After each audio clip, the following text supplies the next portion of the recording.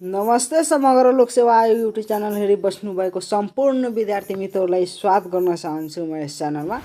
आज हामी तपाईहरुकै इच्छा र आकांक्षा अनुसार एकदमै जोस र उमङ्गका साथ हामी चाहिँ आज खरिदारको यो नयाँ सिलेबस नयाँ पाठ्यक्रम 2078-69 रहेको छ। त्यस अनुसार चाहिँ हामी खरिदारको दोस्रो पत्र नमुना सेट 1 चाहिँ लिएर हामी आज उपस्थित भएका छौं र यसमा चाहिँ हामी सम्पूर्ण क्वेशनहरुको चाहिँ कम्प्लिट सोलुसन तपाईहरुलाई यसमा चाहिँ हामी प्रोभाइड गर्नेछौं। हामी तपाईहरुलाई यसमा यो पनि सिकाउने छौं कि सेकेन्ड पेपरको तयारी चाहिँ कसरी गर्ने र यदि तपाई एक्जाममा बस्नु भएको छ भने कसरी लेख्ने र के लेख्ने त्यो चाहिँ हामी यसमा चाहिँ छलफल गर्ने छौं हैन र हेर्ने पनि छौं र सबै क्वेशनहरुलाई हामी हेर्ने छौं। कुन क्वेशनको चाहिँ 5 नम्बरिया क्वेशन कसरी लेख्ने 10 नम्बरको क्वेशन चाहिँ कसरी लेख्ने त्यो सब कुरा हामी यसमा हेर्ने छौं। र एउटा कुरा तपाईहरुको नोटिसको लागि म भन्दिउ, अब फेरि हामी चाहिँ लाइभ क्लासलाई चाहिँ कन्टिन्यू गर्ने छौं हैन। प्रत्येक दिन एभ्री डे चाहिँ 9:30 बजे रातिमा चाहिँ हामी फ्री लाइभ क्लास चाहिँ सञ्चालन गर्छौं हैन। र पहिला पनि गरेका थियौ तर बीचमा केही हामी 5-6 दिनको चाहिँ जति टुर बनेको थियो अनि जसको कारण हामी बाहिर चाहिँ गएका थियौ, जसको कारण चाहिँ हामी लाइभलाई कन्टिन्यू गर्न सकेनौं। तर अब चाहिँ फेरि अब यो नेक्स्ट सन्डे अर्थात यो आउँदो सन्डे भोलि पर्सिदेखि फेरि हामी चाहिँ यहाँ लाइभ आउँछौं। पर्सिदेखि लाइभ आउँछौं हैन, सन्डे 9:30 बजेतिर एकदमै फ्रीमा चाहिँ हामी लाइभ आउँछौं। ल अब हामी यो भिडियोलाई चाहिँ सुरु गरौँ। र अर्को कुरा कि यो भिडियो चाहिँ बनाउनमा हामीले तपाईलाई पनि थाहा होला कि हामी कति कष्ट गरेर कति मेहनत गरेर चाहिँ बनाएका छौं हैन। जसो र तपाईहरुले पनि यसलाई चाहिँ कोअपरेट गरिदिनु पर्यो, यसलाई चाहिँ राम्रो लाग्यो भने यसलाई शेयर गरिदिनु पर्यो है त। ल र भिडियोलाई लाइक गरिदिनु होला र च्यानल महिलेसम्म नयाँ हुनुहुन्छ भने च्यानललाई सब्स्क्राइब गरि बस्नु होला, किनकि हामी सधैँ तपाईहरुकै कमेन्ट अनुसार तपाईहरुकै डिमान्ड अनुसार चाहिँ हामी भिडियो लिएर आउने प्रयास गर्छौं।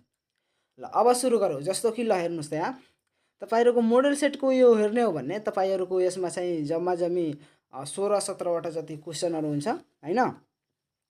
अनि अर्को कुरा कि यसमा चाहिँ हामीले हेर्दाखेरि यो चाहिँ जम्मा तपाईको समय यसको लागि चाहिँ 2 घण्टा 30 मिनेट दिइनेछ र पूर्णाङ्क भनेको 100 अङ्कको हुन्छ, जसमा तपाईले पास हुनको लागि चाहिँ 40 चाहिन्छ है त। तर 40 मा चाहिँ नाम निस्किन्छ त्यस्तो चाहिँ छैन हैन। पास हुनको लागि 40 चाहिन्छ। अनि अर्को यहाँ खण्ड हेर्नुस् त यो 40 अङ्कको रहेको छ सेक्सन ए हैन। सेक्सन ए चाहिँ यो 40 अङ्कको रहेको छ। अब सेक्सन ए मा के रहेको छ भने कार्यालय व्यवस्थापन हैन, कार्यालय व्यवस्थापन अफिस म्यानेजमेन्ट रहेको छ। ल अब हामी यसलाई हेरौं। जस्तो कि कार्यालय व्यवस्थापनबाट चाहिँ कसरी यहाँ क्वेशन अराइज गर्छ भने जस्तो कि हेर्नुस् त यहाँ सर्वप्रथम यहाँ चाहिँ तपाई यसलाई चाहिँ स्क्रिनशट पनि लिएर हेर्न सक्नुहुन्छ। जस्तो कि हेर्नुस् यसमा चाहिँ अब हेरौं यहाँ 5 नम्बरको अर्थात सर्ट क्वेशन भनेको 4 वटा यसबाट सोध्छ भने लङ क्वेशन चाहिँ 2टा सोध्छ हैन, 2वटा लङ क्वेशन यसबाट सोध्छ। त्यस्तै खण्ड ख मा चाहिँ 30 अङ्कको हुन्छ। खण्ड ख भनेको यहाँ चाहिँ संविधान र नागरिक सचेतना हुन्छ खण्ड ख, यो चाहिँ 30 अङ्कको हुन्छ। यसमा चाहिँ 2वटा सर्ट क्वेशन हुन्छ 5-5 नम्बरको भने 2वटा चाहिँ लङ क्वेशन हुन्छ 10-10 नम्बरको। त्यसपछि खण्ड ग आउँछ। खण्ड ग भनेको यो चाहिँ 30 मार्क्सको हुन्छ, यो गणित हुन्छ म्याथ रहेको हुन्छ। यसमा चाहिँ 6 वटा क्वेशन हुन्छ अनि सबै चाहिँ 5-5 मार्क्सको क्वेशनहरु हुन्छ, 6 वटा क्वेशन रहेको हुन्छ हैन हो। ल अब हामी यहाँ हेरौं सबै क्वेशन। ल यति चाहिँ क्वेशनहरु रहेको छ हैन। तपाई क्वेशनलाई स्क्रिनशट पनि गरिसक्नु भएको होला। र अर्को कुरा यसमा चाहिँ तपाई के ख्याल राख्नु होला भन्ने अब जस्तो कि हेरौं हामी क्वेशनलाई पनि यहाँ हेरौं क्वेशन के रहेको छ भन्ने हेर्नुस् त यहाँ क्वेशन सुरुदेखि। ल र अर्को कुरा कि म्याथको चाहिँ तपाई सल्भ गर्नु होला। म्याथको त अब हामी यसमा चाहिँ गरेर हुँदैन। यदि म्याथको सल्भ गर्नु होला र जुन जुन तपाईलाई समस्या आउँछ प्रब्लम आउँछ त्यो चाहिँ क्वेशन नम्बर चाहिँ कमेन्ट गरिदिनु होला जे यति नम्बर क्वेशन चाहिँ हामीलाई चाहियो, हामी त्यसलाई चाहिँ बोर्डमा लिएर आउन चाहिँ प्रयास गर्छौं म्याथको क्वेशनहरुले है त। वा सबै गर्नु छ भने भन्दिनु होला कि म्याथको सबै चाहिँ सोलुसन गरिदिनुस् भनेर हामी चाहिँ बोर्डमा चाहिँ अब नेक्स्ट डे चाहिँ लिएर हामी आउन प्रयास गर्छौं। ल जस्तो कि क्वेशन 1 मा हेर्नुस् त क्वेशन 1 मा के रहेको छ भने कार्यालय व्यवस्थापन भनेको के हो। कार्यालय व्यवस्थापनमा अभिलेख व्यवस्थापनले कसरी सहयोग गर्छ हैन। र यो कति मार्क्सको रहेको छ भन्ने हेर्नुस् त, यो भनेको यो 2 मार्क्स अनि 3 मार्क्स। यो कार्यालय व्यवस्थापन भनेको के हो, यो चाहिँ 2 मार्क्समा लेख्नुपर्छ। अब हेर्नुस्, यो 2 मार्क्समा जब लेख्न भनेको छ भन्ने यो चाहिँ कार्यालय व्यवस्थापनको टकटक एक सेन्टेन्समा चाहिँ हामीले परिभाषा दिँदा चाहिँ त्यो भएन। 2 मार्क्समा सोधेको छ भने कमसेकम हामीले 4वटा परिभाषा लेख्नु पर्यो कार्यालय व्यवस्थापन भनेको के हो। त्यस्तै यहाँ कार्यालय व्यवस्थापनमा अभिलेख व्यवस्थापनले कसरी सहयोग गर्छ भन्ने यसको बारेमा कमसेकम हामीले 8 देखि 10 जति चाहिँ बुँदा हामीले लेख्नुपर्छ यसको बारेमा। र यो सेकेन्ड पेपर लेख्दाखेरि तपाईले के ध्यान राख्नु होला भन्ने जस्तो पनि क्वेशनको चाहिँ एन्सर चाहिँ बुँदागत रूपमै दिने चाहिँ प्रयास गर्नु होला र एकदम सर्ट एन्ड स्विट हुनु पर्यो। बढी चाहिँ लेख्नु छैन, कम लेख्नुस्, थोरै लेख्नुस् तर राम्रो लेख्नुस्। अर्थात् सेन्टेन्सलाई चाहिँ ठुलो पार्ने होइन, सेन्टेन्स सानो सानै लेख्नुस् तर पढ्नेले चाहिँ त्यो बोर फिलिङ हुनु परेन, पढ्नेले चाहिँ बोर फिल चाहिँ हुनु परेन। ल अब हामी हेरौँ यो क्वेशन 2 हेरौँ त। क्वेशन 2 मा के रहेको छ, कार्यालय कार्यविधिको परिचय दिँदै दर्ताका महत्त्व र दर्ता गर्दा ध्यान दिनुपर्ने कुराहरू उल्लेख गर्नुहोस्। यसमा हेर्नुस् त यसको मार्किङ कस्तो रहेको छ भने 1 + 2 + 2। यहाँ हेर्नुस् त 1 + 2 + 2 रहेको छ। त्यस्तै 3 मा हेर्नुस् त कार्यालय सञ्चालनमा पत्र व्यवहार भनेको के हो र यो चाहिँ संगठन सञ्चालनमा पत्र व्यवहारको महत्त्व लेख्नुहोस्। यसको चाहिँ मार्किङ हेर्नुस् त यो 2 + 3 रहेको छ हैन। अर्थात् कार्यालय सञ्चालनमा पत्र व्यवहार भनेको यो 2 मार्क्सको रहेको छ भने संगठन सञ्चालनमा पत्र व्यवहारको महत्त्व चाहिँ यो 3 मार्क्सको रहेको छ। त्यसपछि क्वेशन नम्बर 4 हेरौँ त। क्वेशन नम्बर 4 ले के भनेको छ भन्ने सहायक कर्मचारीका कार्य र गुणहरू लेख्नुहोस् हैन। र यो सहायक कर्मचारीको कार्य भनेको 2 मार्क्सको रहेको छ भन्ने यो गुणहरू भनेको 3 मार्क्सको लागि रहेको छ। त्यस्तै अब लामो उत्तर दिनुहोस्मा यसमा 2वटा हुन्छ, प्रश्न 5 अनि प्रश्न 6। बैठक व्यवस्थापन बारे चाहिँ उल्लेख गर्दै यसका महत्त्वहरू र यसका लागि राज्यले गरेका व्यवस्था चाहिँ बारे प्रश्न पार्नुहोस् यहाँ दिएको छ हैन। र इंग्लिशमा यसलाई पनि समावेश गरिएको छ, इंग्लिश तपाईं पढ्न सक्नुहुन्छ। Explain the importance of meeting management and the arrangements made by the state for it. यो चाहिँ बैठक व्यवस्थापन बारे चाहिँ 2 मार्क्सको रहेको छ भने यसको महत्त्व 4 मार्क्सको र यसको लागि चाहिँ राज्यले गरेका व्यवस्थाहरू पनि 4 मार्क्सको लागि रहेको छ। त्यसपछि प्रश्न 6 आउँछ। प्रश्न 6 मा रह्यो अभिलेख व्यवस्थापनको परिचय दिँदै यसमा देखिएका समस्याहरूको समाधान र यसका महत्त्व उल्लेख गर्नुहोस्। यो पनि 2 + 4 + 4 गरिएको छ है त। ल त्यसै अब हामी खण्ड ख मा जाउँ। खण्ड ख भनेको हाम्रो संविधान र नागरिक चेतनाको रह्यो। 30 मार्क्सको यसबाट चाहिँ क्वेशनहरू आउँछ, 2वटा सर्ट अनि 2वटा लङ आउँछ। जस्तो कि छोटो उत्तर दिनुहोस्। प्रश्न 7 मा के रह्यो भन्ने प्रधानमन्त्री तथा मन्त्री परिषदको कार्यालय बारेमा लेख्नुहोस् है त। यो चाहिँ 5 नम्बरको रह्यो। Right about the office of the prime minister and council for ministers, council of ministers हैन हो। यो पनि 5 मार्क्सको लागि रहेको छ। त्यस्तै प्रश्न 8 हेरौँ। मौलिक हकको परिचय दिँदै नागरिकका कर्तव्यहरू उल्लेख गर्नुहोस्। यो चाहिँ 3 + 2 मार्क्सको रहेको छ। र यो जुन मार्किङ यस्तो दिएको छ नि त्यसै अनुसार चाहिँ हामीले उत्तर पनि लेख्ने हो। त्यस्तै यहाँ हेरौँ त, यहाँ चाहिँ के दिएको छ भन्ने यसमा चाहिँ लामो अब उत्तर आयो। Give a long answer. 9 हेर्नुस्। नेपालको संविधानमा उल्लेखित राज्यका नीतिहरू र निर्देशक सिद्धान्तहरूको उल्लेख गर्नु छ हामीले है त। यो चाहिँ 5 + 5 रहेको छैन हो। अब नीतिहरू त 13वटा रहेको छ तर निर्देशक सिद्धान्तका उद्देश्यहरू भनेको 4वटा मात्र रहेको छ। त के त्यो 4वटा लेखेर यो 5 नम्बर पाउने हो? किनकि अब नीतिहरू भनेको 5 नम्बरको भयो अनि सिद्धान्तहरू भनेको यो पनि 5 नम्बरको भयो। तर संविधानमा त 4वटा मात्र सिद्धान्तका उद्देश्यहरू लेखिएको छैन। त के त्यो 4वटा हामीले लेखेर यहाँ 5 नम्बर पाउने हो? पाउँदैनौँ, हामीले पाउनै सक्दैनौँ भन्ने हामीले अझ आफूले त्यस्तै मिल्ने खालको, अब हुबहु त हुन सक्दैन शब्द, तर शब्द फरक होस् तर अर्थ चाहिँ त्यस्तै लाग्ने खालको हामीले आफैले चाहिँ बनाएर चाहिँ त्यसमा लेख्नुपर्छ। कमसेकम 8 देखि 10वटा चाहिँ हामीले सिद्धान्तका उद्देश्यहरू लेख्नुपर्छ हैन। त्यस्तै अब हेरौँ यहाँ प्रश्न 10। अहिलेको बदलिदो परिवेशमा नागरिक शिक्षा तथा सचेतनाका समस्या लेख्दै समस्या समाधानका उपायहरू लेख्नुहोस् है त। ल यो पनि 5+5 को रहेको छ। त्यसपछि यहाँ हेर्नुहोस् यो म्याथ। अब म्याथ पढ्नु त सायद नपर्ला, तपाईहरु यसलाई चाहिँ स्क्रिनशट गर्नुस् अनि यसलाई चाहिँ सल्भ गर्नु होला। र तपाईसँग यदि यसमा चाहिँ कुनै समस्या हुन्छ भने तपाई हामीलाई युट्युब च्यानलमा यही कमेन्ट गर्दा पनि हुन्छ र हाम्रो फेसबुक पेज यहाँ रहेको छ समग्र लोकसेवा आयोग, फेसबुक पेजमा पनि हामीलाई फलो गरी हामीलाई त्यहाँ तपाई हामीसित चाहिँ कन्ट्याक्ट गर्न सक्नुहुन्छ र आफ्नो चाहिँ प्रब्लमहरु सोध्न सक्नुहुन्छ। र धेरै साथीहरुले सोधेका पनि छ र त्यसका चाहिँ रिप्लाई पनि हामी दिएका छौं। ल अब त्यसपछि अब हेरौँ हामी प्रश्न यहाँ चाहिँ अब नेक्स्ट यो भयो यो म्याथको। अब हामी यसको चाहिँ सल्युसनतिर जाऊ। कसरी लेख्ने त यसलाई?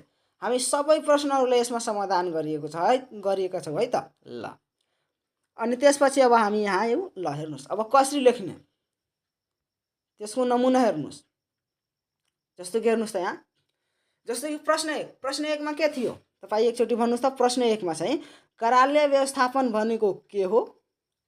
यही थियो कार्यालय व्यवस्थापन भनेको के। क्वेशन चाहिँ तपाईको स्क्रिनमा यहाँ देखिएको छ, माथि हेर्नुस्। कार्यालय व्यवस्थापन भनेको के हो? कार्यालय व्यवस्थापनमा अभिलेख व्यवस्थापनले कसरी सहयोग गर्छ त्यो सोधिएको थियो हैन। अनि 2+3 यसको मार्किङ थियो। कार्यालय व्यवस्थापन भनेको 2 नम्बरको लागि लेख्नु पर्ने थियो भने तपाईले यहाँ सर्वप्रथम तपाईले ध्यान के दिनुपर्छ भन्ने हेर्नुस् त। यहाँ तपाईले कुन कुरालाई ध्यान दिनुपर्छ? जस्तो कि पेपर आयो तपाईले यसरी चाहिँ बक्स बनाउनु होला पहिला हैन, आरी-आरीबाट। र यसले चाहिँ हेर्नुस् यो कसरी बक्स बनाइएको छ हेर्नुस् त। यहाँ जस्तो कि हेर्नुस् यो कसरी बक्स बनाइएको छ यहाँ हेर्नुस् त। हेरियो तपाईले हेर्नुस् त। अनि यसको बीचमा चाहिँ यो लेखिएको छ हो। यसरी चाहिँ लेख्न प्रयास गर्नु होला। यसबाट चाहिँ अलि राम्रो कपी पनि हेरिन्छ, कपी पनि अलि राम्रै हेरिन्छ। हेर्नुस् त यहाँ सबै त्यस्तै छ हो, कपी पनि अलि राम्रो हेरिन्छ अनि लेख्दा पनि राम्रो हुन्छ। ल अब हेरौँ हामी। जस्तो कि अब हाम्रो पहिलो क्वेशनमा रहेको थियो कार्यालय व्यवस्थापन भनेको के हो हैन। ल हेर्नुस् त यसमा चाहिँ अब हेर्नुस् यसमा चाहिँ दुईवटा खण्ड थियो प्रश्नमा, दुईवटा क्वेशन समावेश भएको छ। एउटा 2 मार्क्सको अर्को चाहिँ 3 मार्क्सको। जस्तो कि हेर्नुस् अब सुरुमा हामी लेख्यौ यो प्रश्न 1 को उत्तर। यसमा हामी लेख्यौ पहिलो खण्ड। पहिलो खण्ड भनेको पहिलो प्रश्नको उत्तर हामी यसमा लेखिरहेका छौं हैन। जस्तो हेर्नुस् अब प्रश्न लेख्दाखेरि यस्तो खाले प्रश्नमा हामी कुनै प्रश्नमा टक पहिले यहाँ डबल इन्भर्टेड कमामा चाहिँ हामीले केही लेखिदिने, जसबाट के हुन्छ कि एक्जामिनर अब तपाईले लेख्नुभयो कपी चेक गर्ने मान्छेको यसमा बडी एट्र्याक्सन गर्छ, ओहो यो त राम्रो लेखिएको छ भनेर हैन। भने हेर्नुस् त के लेख्यो यहाँ, कार्यालयका कार्यहरूलाई चुस्त दुरुस्त बनाई नतिजामुखी बनाउन अपनाइने समग्र प्रयास एवं क्रियाकलापहरूको समष्टिलाई कार्यालय व्यवस्थापन भनिन्छ। हो, कार्यालय व्यवस्थापन वास्तवमा त्यही कुरो हो जो कि हामी पहिला नै यहाँ लेख्यौ। अब पहिलो वाक्य पढ्ने बित्तिकै चाहिँ चेक गर्ने मान्छेले यो समझ्नुपर्छ कि यो व्यक्तिले चाहिँ कार्यालय व्यवस्थापन भनेको कुरा चाहिँ बुझिसकेको छ। अब हेर्नु सेकेन्ड पेपरमा चाहिँ क्वेशनको आन्सर लेख्दा चाहिँ यो पनि हुन्छ, तपाईले जानेको कुरा कहिले पनि नलेख्ने, प्रश्नले मागेको कुरा लेख्ने। के प्रश्नले के मागेको छ त्यो लेख्ने। तपाईले कति जान्नुहुन्छ त्योसँग बहस छैन, प्रश्नले के मागेको छ त्यही लेख्नुपर्छ। अब त्यस्तै यसमा चाहिँ अब यो त 2 नम्बरको त एउटा परिभाषाले यसमा हुँदैन, त थप हामीले यसमा चाहिँ गर्नुपर्छ परिभाषाहरू। जस्तो कि हेर्नुस् त यहाँ थप गरिएको छ। कार्यालय सञ्चालनका लागि अत्यावश्यक स्रोत साधनहरू जस्तो कि मानवीय, भौतिक र वित्तीय स्रोतको समुचित ढङ्गले परिचालन गर्नु नै कार्यालय व्यवस्थापन हो। यो पनि हेर्नुस् कति राम्रो रहेको छ। त्यसपछि अझ हामी यसलाई पनि हेरौँ, यो अझ पनि राम्रो रहेको छ। पूर्व निर्धारित लक्ष्य एवं उद्देश्य हासिल गर्नका लागि आवश्यक स्रोत साधनको सङ्कलन गर्ने, तिनीहरूको समन्वय गर्ने, व्यवस्थित ढङ्गले परिचालन गर्ने, कार्यालय सञ्चालनका लागि योजना बनाउने, त्यसको कार्यान्वयन गर्ने, मूल्याङ्कन तथा समय समयमा सुधार गर्ने, नियन्त्रण गर्ने लगायतका कार्य प्रक्रियाहरूको समष्टिगत कार्यालय समष्टि नै चाहिँ कार्यालय व्यवस्थापन हो भन्ने बुझिन्छ। हो, हेर्नुस् कतिवटा भयो। यसको डेफिनेसनको लागि मात्र चाहिँ अहिलेसम्म 3वटा पोइन्ट भइसक्यो। हैन। ल यति चाहिँ तपाईँ गर्नुहुन्छ भने लगभग आधै पेजभन्दा अलि बढी जान्छ तपाईँहरूको, हैन। हो, अनि त्यसपछि अब चाहिँ दोस्रो खण्ड, प्रश्नको दोस्रो खण्ड, सेम प्रश्न नम्बर 1 कै दोस्रो खण्ड हो है त। प्रश्न नम्बर 1 कै दोस्रो खण्ड हो। अब यो दोस्रो खण्डमा के थियो भने कार्यालय व्यवस्थापनमा अभिलेख व्यवस्थापनले कसरी सहयोग गर्छ, यो चाहिँ 3 नम्बरको थियो है त। भने कमसेकम पहिला कार्यालय व्यवस्थापनको त हामी माथि परिभाषा दिइसक्यौँ हैन। अब कार्यालय व्यवस्थापनमा अभिलेख व्यवस्थापनले है त, फेरि यसमा हेर्नुहोस्, अभिलेखले र अर्को अभिलेख व्यवस्थापनले यो दुवै फरक कुरो हो। अभिलेख भनेको सानो कुरो भयो भने अभिलेख व्यवस्थापन भनेको त्योभन्दा व्यापक कुरो भयो। भने यहाँ अभिलेख व्यवस्थापन सोधेको थियो हैन। क्वेसनहरु आन हेर्नुहोस् त तपाईको स्क्रिनमा यहाँ दिएको छ। ल त्यसपछि अब हेर्नुहोस् यहाँ यो प्रश्नको दोस्रो खण्ड, अभिलेख व्यवस्थापनमा कार्यालय व्यवस्थापनमा अभिलेख व्यवस्थापनले कसरी सहयोग गर्छ त्यो हामी हेरिरहेको छौँ। यहाँ हेर्नुहोस् त, अभिलेख व्यवस्थापन कार्यालयको महत्त्वपूर्ण कागजातहरूको दस्तावेज हो जसले तिनीहरूको संरक्षण र सुरक्षा गरी भविष्यका लागि अभिलेखीकरण गर्नु यसको मूलभूत अभिष्ट हो। यो कार्यालय व्यवस्थापनको महत्त्वपूर्ण कार्य पनि हो। कार्यालय व्यवस्थापनमा चाहिँ अभिलेख व्यवस्थापनले चाहिँ देहाय बमोजिमको सहयोगहरू गर्छ वा महत्त्वपूर्ण भूमिकाहरू खेल्छ, यसरी हामी लेख्छौँ हैन। र अर्को कुरा तपाईले यहाँ हेर्नुहोस् त, यहाँ के लेखिएको छ, सहयोग गर्न सक्छ, सहयोग गर्छ किन लेखिएको छैन।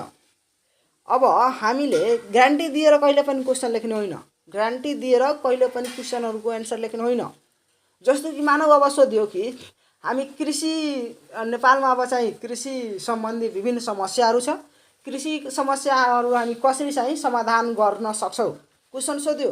त तपाईले हामी 10 कक्षामा चाहिँ लेख्ने हाम्रो ह्याबिट के रहेको छ भने यो गरेपछि यो चाहिँ हामी के लेख्छौँ, निम्न तरिकाले हामी समाधान गर्छौँ हैन, यो हामी लेख्छौँ। चाहिँ निम्न तरिकाहरूले हामी यसलाई चाहिँ समाधान गर्छौँ, यसरी हामी चाहिँ लेख्थ्यौँ 10 कक्षामा। त त्यो त ग्यारेन्टी दियौँ हामी, त्यसलाई ग्यारेन्टी दियौँ हामी।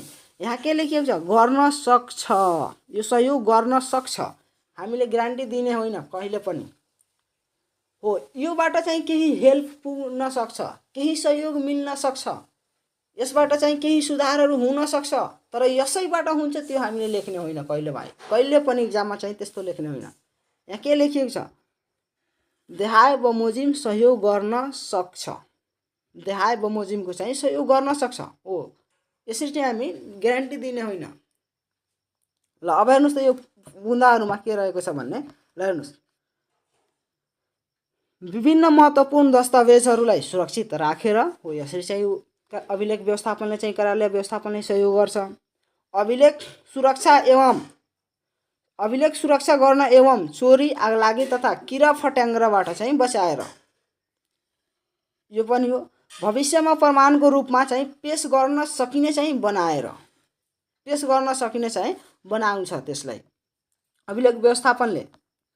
त्यसपछि अब हेर्नुहोस् त, यहाँ निर्णय निर्माणमा सहयोग पुर्याएर, अब हामीले अभिलेखलाई चाहिँ जोगाएर राखेका छौँ, अभिलेखलाई व्यवस्थापन गरेर राखेका छौँ, अभिलेखलाई बचाएर राखेका छौँ भन्ने हामी पूर्वको समयमा चाहिँ के कस्ता कामहरू गरेका छौँ त्यसको चाहिँ आंकलन हामी चाहिँ फ्युचरमा गर्न सक्छौँ। र फ्युचरमा यदि त्यस्तै खाले काम कुनै आयो भने, हाम्रो कार्यालयमा त्यस्तै खाले रिलेटेड त्यसैसँग सम्बन्धित क्रियाकलाप आयो भने, हामीले गर्नु पर्यो भने हामी पूर्वको चाहिँ कामलाई हेरेर चाहिँ अहिले चाहिँ हामी त्यसको चाहिँ निर्णय हामी गर्न सक्छौँ, त्यसको चाहिँ ढाँचाहरू हामी बनाउन सक्छौँ हो। त्यसमा पनि अभिलेख व्यवस्थापनले चाहिँ सहयोग पुर्याएको हुन्छ हामीलाई। त्यस्तै विगतका अभ्यास तथा नजिरहरूको बोध गराएर, यो पनि सेम त्यस्तै रहेको छ। त्यस्तै पुनः प्रयोग र सेवा प्रवाहलाई प्रभावकारी बनाएर, त्यस्तै कार्य सम्पादनको बोझ कम गरेर हो। अब हेर्नुहोस्, यो चाहिँ कार्य सम्पादनको बोझलाई पनि कम गर्छ। त्यस्तै समग्रमा कार्यालयको कार्य सम्पादनमा प्रभावकारिता, मितव्ययिता कायम गर्दै सुशासन प्रवर्धन गरेर, यो सब काम गरेर चाहिँ अभिलेख व्यवस्थापनले यो सब काम गरेर चाहिँ कार्यालय व्यवस्थापनमा चाहिँ सहयोग पुर्याउँछ। अब हामी चाहिँ निष्कर्ष लेख्ने हो। अब हामी लेखिसक्यौँ 3 मार्क्सको भने हामीले लगभग 6 देखि 8-10 वटा जति हामी लेखिदिन्छौँ भने यसको चाहिँ बुझा सकिन्छ। अनि त्यसपछि अब प्रश्नको अन्त्यमा चाहिँ अभिलेख यो चाहिँ निष्कर्ष लेख्ने हो। निष्कर्ष लेख्ने हो वा अन्त्यमा लेख्ने हो वा समग्रमा लेखेर लेख्ने हो। अब के हामी यसकोमा लेख्छौँ भने हेर्नुस्, निष्कर्ष अभिलेख व्यवस्थापन कार्यालयको अति महत्त्वपूर्ण व्यवस्थापकीय कार्य हो।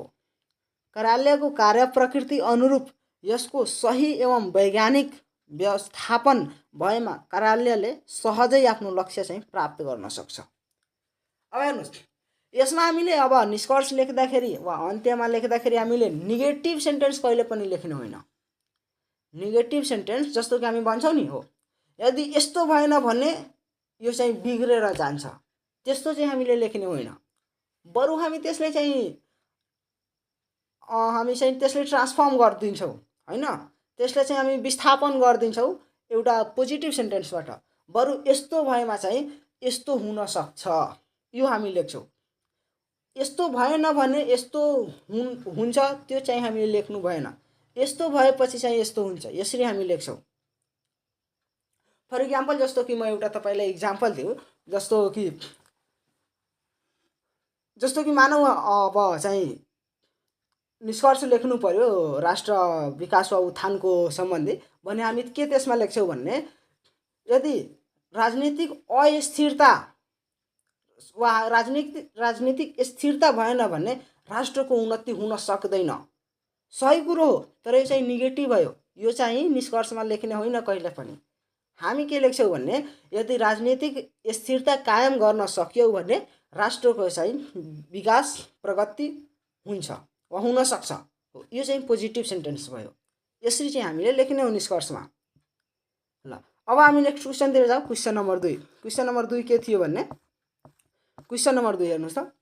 क्वेसन नम्बर 2 तपाईको स्क्रिनमा आयो, हेर्नुहोस् त यहाँ। क्वेसन नम्बर 2 कार्यालय कार्यविधिको परिचय दिँदै दर्ताका महत्त्व र दर्ता गर्दा ध्यान दिनुपर्ने कुराहरू उल्लेख गर्नुहोस्। यसमा चाहिँ कार्यालय कार्यविधिको परिचय भनेको 1 मार्क्सको रहेको छ, अनि दर्ताको महत्त्व 2 मार्क्स, अनि दर्ता गर्दा ध्यान दिनुपर्ने कुरा 2 मार्क्स। भने यो चाहिँ 1 नम्बरको लागि चाहिँ 2 देखि 3 वटा चाहिँ बुदा लेखिदिन्छौँ भने हुन्छ। अनि यो 2 मार्क्स जुन छ त्यसको कमसेकम 5 देखि 6 वटा चाहिँ बुदा हामीले लेख्नुपर्छ। ल भाइहरू हेर्नुहोस् त, यो प्रश्नको पहिलो खण्ड, यसमा चाहिँ 3 वटा प्रश्न समावेश भएको छ है त, ध्यान दिनु होला। यो मार्किङ अनुसार नै थाहा लाग्छ। जस्तो कि 1 + 2 + 2 गर्यो नि, हो मार्किङ अनुसार नै थाहा लाग्छ कतिवटा क्वेसन यसमा समावेश छ, कतिवटा गाभिएको छ। जस्तो कि हेर्नुहोस् यहाँ प्रश्नको पहिलो खण्ड लेखियो, यहाँ प्रश्न नम्बर 2 को उत्तर प्रश्नको पहिलो खण्ड। त्यसपछि यहाँ हेर्नुहोस् त, प्रश्नको पहिलो एउटा डबल इन्भर्टेड कमामा सानो परिभाषा लेखियो र एकदम चाहिँ यो परिभाषाले चाहिँ त्यसैले चाहिँ बोध गर्छ। हेर्नुहोस् त, कार्यालयको कामलाई सरल सहज र व्यवस्थित गर्ने कार्य नै के हो? कार्यालय कार्यविधि हो। त्यही त कार्यालय कार्यविधि हो। यो पढ्ने बित्तिकै चाहिँ कम्प्लिट चेक गर्ने मान्छेलाई के थाहा हुन्छ कि ओहो यो त कार्यालय कार्यविधिको बारेमा बुझेको छ जस्तो। अब त्यस्तै एउटा चाहिँ अब यसको चाहिँ लङ परिभाषा दिने, कार्यालयको दैनिक काम कारबाही जस्तै पत्र व्यवहार, दर्ता चलानी, नीति निर्माण, कार्यान्वयन, अनुगमन, जनसम्पर्क जस्ता कार्यहरू दक्ष व्यक्तिबाट सरल व्यवस्थित र प्रभावकारी ढङ्गले सम्पन्न गर्नु नै के हो भने कार्यालय कार्यविधि हो। ल हेर्नुहोस् त, यो 1 नम्बरको यति लेखिदिएपछि हामीले 1 नम्बर चाहिँ पाउने हो, आरामैले पाउँछौँ। त्यसपछि अब हेर्नुहोस् त यहाँ प्रश्नको दोस्रो खण्ड है त, प्रश्नको दोस्रो खण्ड यहाँ हेर्नुहोस्। अब प्रश्नको दोस्रो खण्डमा के थियो? दर्ताको महत्त्वहरू भने हेर्नुहोस् त, कार्यालयमा प्राप्त हुने सूचनामा कागजातहरूको सुरुको अभिलेख राख्ने कार्य नै दर्ता हो र कार्यालय सञ्चालनको सन्दर्भमा दर्ताको महत्त्व निकै बढी हुन्छ, जुन यस प्रकारले उल्लेख गर्न सकिन्छ। यस प्रकारका रहेका छन् नलेख्ने, यस प्रकारका रहेका छन् त्यो ग्यारेन्टी दिएर हामी लेख्यौँ के हो यसका महत्त्वहरू यही हुन्, तर हामीले यहाँ के लेख्छौँ? उल्लेख गर्न सकिन्छ, यस प्रकारले लेख्न सकिन्छ, यस प्रकारले हामी देखाउन सक्छौँ, देखाउँछौँ होइन देखाउन सक्छौँ होइन, वा देखाए बमोजिम रहेका हुन सक्छन् हो। त्यसरी चाहिँ हामीले लेख्ने हो, ग्यारेन्टी दिएर लेख्नु होइन। ल अब हेर्नुहोस् त,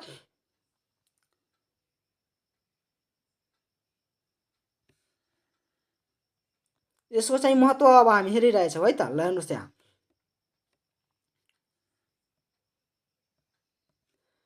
कार्यालयमा प्राप्त भएका कागजपत्रहरू वा कुनै सूचना सिलसिलेवार वा क्रमिक रूपले अभिलेख राख्न। अब दर्ताका चाहिँ महत्त्व के हुन् भने दर्ता के हो पहिला तपाईँले यो बुझ्नु पर्यो भने कुनै पनि कार्यालयमा चाहिँ चिठीपत्रहरू प्राप्त हुने बित्तिकै भनौँ वा प्राप्त भएपछि त्यसको चाहिँ जानकारी त्यसको चाहिँ अभिलेख राख्ने सुरुको कार्य नै के हो भने दर्ता हो। अर्थात् हामी के भन्छौँ कि कुनै पनि कार्यालयमा चिठीपत्रहरू प्राप्त भयो अब जेसुकै पनि होस् अनि त्यसले चाहिँ दर्ता पुस्तिकामा त्यसको विवरण राखिदिने काम नै के हो भने दर्ता हो। अब दर्ताका महत्त्वहरू के हुन् भने कुनै पनि कागजात कहिले प्राप्त भयो कब प्राप्त भयो कुन पछि कुन चाहिँ प्राप्त भयो हो त्यो चाहिँ क्रमिक वा सिलसिलेवार चाहिँ रूपमा अभिलेख राख्न चाहिँ दर्ताको महत्त्वहरू हुन्। त्यस्तै चिठीपत्र वा कागजात कुन शाखा वा कुन कर्मचारीसँग सम्बन्धित छ त्यो पनि यसले चाहिँ बताउँछ, त्यो चाहिँ पत्ता लगाउन यसको महत्त्व भयो। त्यस्तै चिठीपत्रहरू अलमलिन वा हराउनबाट चाहिँ जोगाउँछ दर्ताले। त्यसपछि आवश्यक परेको समयमा प्रमाणको रूपमा पेश गर्न सक्छौँ हामी वा सकिन्छ। कार्यालयको कार्यबोझको अवगत गराउन हो। अब जस्तो कि मानव कुनै कार्यालयबाट चाहिँ चिठीपत्रहरू आयो आफ्नो कार्यालयमा अनि हामी चाहिँ अब त्यसलाई राख्यौँ, अहिले त्यसको लागि त्यो काम कहिले गर्नु थियो 10 दिनपछि अनि हामीलाई चाहिँ बिर्स्यौँ। तर हामी जब दर्ता पुस्तिका चाहिँ उठाएर जब हेर्छौँ त्यो बेला हामीले हेर्छौँ यो काम त अहिले बाँकी छ र यो चाहिँ अब भोलि पर्सि जस्तो मानव हुनु छ भन्ने हामी त्यसबाट चाहिँ हेर्न सक्छौँ। र त्यसले चाहिँ हामीले के गर्छ भने हाम्रो कार्यको चाहिँ हामीलाई बोध गराउँछ, यो कार्यलाई हामीले अवगत गराउँछ, जानकारी दिन्छ। त्यस्तै कामको दोहोरोपना हुन नदिन, साथै सेवा प्रवाहलाई छिटो र छरितो पार्न आदि यो सब चाहिँ यसको चाहिँ महत्त्वहरू। हेर्नुहोस् त जम्मा कतिवटा बुँदा भयो 6 वटा बुँदा भयो। ल यति लेखेपछि अब 2 नम्बर जति ढुक्कैले हामी चाहिँ पाउने हो। त्यसपछि अब आयो प्रश्नको तेस्रो खण्ड। हेर्नुहोस् त प्रश्नको तेस्रो खण्ड के थियो भने प्रश्नको तेस्रो खण्ड रहेको थियो भने दर्ता गर्दा चाहिँ ध्यान दिनुपर्ने कुराहरू के हुन् त्यो थियो हैन। जस्तो कि यहाँ हेर्नुहोस् त यहाँ लेखियो दर्ता गर्दा तल उल्लेखित कुराहरूले ध्यान दिन सकिन्छ, ध्यान दिने होइन ध्यान दिन सकिन्छ। जस्तो कि हेर्नुहोस् चिठीपत्र बुझ्ने चाहिँ अधिकारीले चाहिँ प्राप्त कागजात वा कागजपत्र चाहिँ आफ्नो कार्यालयसँग सम्बन्धित भए नभएको हेर्ने। जस्तो कि मानुस कुनै कार्यालयबाट चिठीपत्र आयो, अब जुन अधिकारीले चाहिँ प्राप्त गर्छ यो कार्यालयमा चिठीपत्र लिन्छ त्यसले पहिल्यै हेर्नुपर्छ कि यो पत्र चाहिँ हाम्रो कार्यालयसँग सम्बन्धित छ कि छैन, नभए फर्काइदिनु पर्यो, छ भने अब राख्नु पर्यो। त्यस्तै दोस्रोमा हेर्नुहोस् प्राप्त चिठीपत्रको म्याद, कार्यालयको छाप, अधिकारीको हस्ताक्षर, सिलबन्दी दुरुस्त रहे नरहेको चाहिँ हेर्ने। अब आफ्नो कार्यालयसँग सम्बन्धित छ त्यस्तै नराख्ने, पहिला हेर्ने के हो यो चाहिँ सिल यसको फारिएको छ कि यो बाटोमा कतै चाहिँ यो पढिएको छ निकालेर कि यसको चाहिँ अर्थात् यसमा चाहिँ कार्यालयको छाप रहेको छ कि छैन, अधिकारीको हस्ताक्षर रहेको छ कि छैन, यसको सिलबन्दी चाहिँ चुस्त दुरुस्त रहेको छ कि छैन त्यो सब चाहिँ हामी हेर्ने। र यो चाहिँ चिठीपत्रको म्याद छ कि छैन त्यो पनि हामीले हेर्नुपर्छ। त्यस्तै कतिपय पत्रहरू दर्ता गर्दा चाहिँ गर्नु पूर्व चाहिँ कार्यालय प्रमुखको चाहिँ तोक आदेशको चाहिँ आवश्यकता पर्छ र यसरी चाहिँ तोक आदेशको आवश्यकता परेको खण्डमा चाहिँ आदेश लिएर मात्र चाहिँ दर्ता गर्ने। अब ठिक छ चिठीपत्र पनि आफ्नो कार्यालयसँग सम्बन्धित छ, हामीले त्यसमा चाहिँ एकदम कार्यालयको छाप पनि ठिक छ, अधिकारीको हस्ताक्षर पनि ठिक छ, यस्तो एकदमै सिलबन्दी चाहिँ चुस्त दुरुस्त रहेको छ त्यो यहाँसम्म पनि ठिक छ। तर कुनै पनि विशेष किसिमका चाहिँ चिठीपत्र आउँछन् जुन कि कार्यालय प्रमुखको चाहिँ आदेश लिएर मात्र त्यसले दर्ता गर्नुपर्ने हुन्छ र त्यस्तो यदि पत्रहरू भएमा चाहिँ हामीले कार्यालय प्रमुखको चाहिँ आदेश लिई मात्र चाहिँ दर्ता गर्नुपर्छ हैन हो। त्यस्तै अब नेक्स्ट बुँदा हेरौँ त दर्ता गर्दा दर्ता किताबमा रहेका सम्पूर्ण विवरणहरू चाहिँ राम्रोसँग चाहिँ उल्लेख गर्ने आदि कुरा यो चाहिँ दर्ता गर्दा ध्यान दिनुपर्ने कुराहरू अन्तर्गत पर्छ। ल हेर्नुहोस् त यसरी यदि तपाईँ एकदम लेख्नुहुन्छ भने ट्याक्कै चाहिँ तपाईँले नम्बर पाउने हो। र अर्को कुरा तपाईँले के ख्याल राख्नु होला भने यो अब रिटेनको जुन हुन्छ नि त्यो 5 नम्बरको क्वेसनमा चाहिँ कसैले 5 पाउनु होइन, 3 सम्म पाउन सक्छ सबैले। 3 भन्दा बढी यदि कुनै पनि चेक गर्ने मान्छेले 3 भन्दा बढी अङ्क दियोस्, चाहे तपाईँ जति राम्रो लेख्नुहोस् त्योसँग मतलब छैन। जति राम्रो लेख्नुहुन्छ नि 3 भन्दा बढी पाउने होइन 5 नम्बरको क्वेसनमा।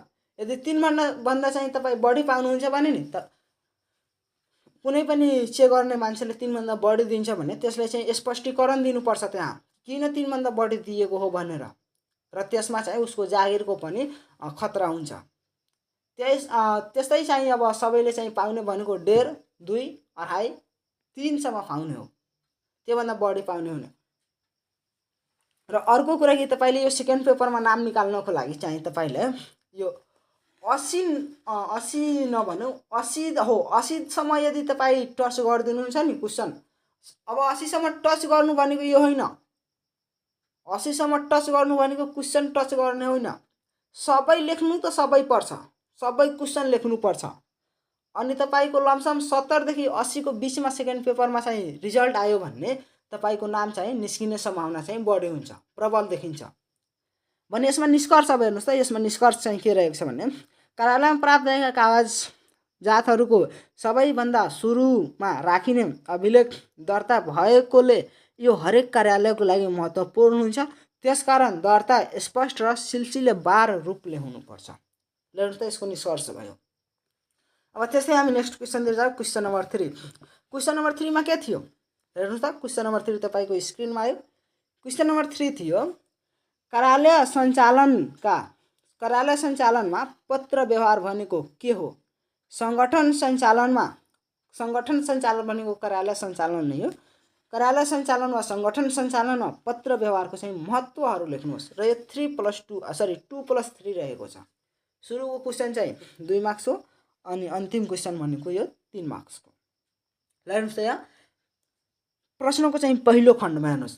अब हेर्नुहोस् यहाँ टकटक पहिला डबल इन्भर्टेड कमामा लेखियो कार्यालयहरू बीच हुने पत्रचार को लिखित सम्पर्क नै पत्र व्यवहार हो। अब पत्र व्यवहार के हो? एक कार्यालयले कुनै कुरा कुनै मेसेज लेखेर अर्को कार्यालयलाई मेल गर्यो, इमेल गर्यो वा पठायो वा हातले पठायो वा व्यक्तिसँग पठायो हैन, वा डाइरेक्ट चाहिँ कन्ट्याक्ट गर्यो वा आफ्नो कुरा उसले बतायो वा उसको कुरा आफू माग्यो भने त्यही के हो भने त्यही पत्र व्यवहार हो।